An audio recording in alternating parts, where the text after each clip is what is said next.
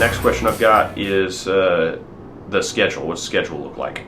So I do everything that I possibly can to not overbook a schedule. Typically at any given point in time, we only have one large project going, and that's because my primary team can only focus on one project at a time, and I do not like my team jumping around, right? Now we may have a few miscellaneous things that are either a day or two project scheduled that may be over something else. So like while my tile team is tiling, I may have my primary team off on another job replacing a couple fence posts or something. But outside of that, I do not overbook my schedule, and that's because I do not want to take attention away from the customer that has agreed to allow us into their home to do the work on their house. So I try to keep my schedule pretty concise.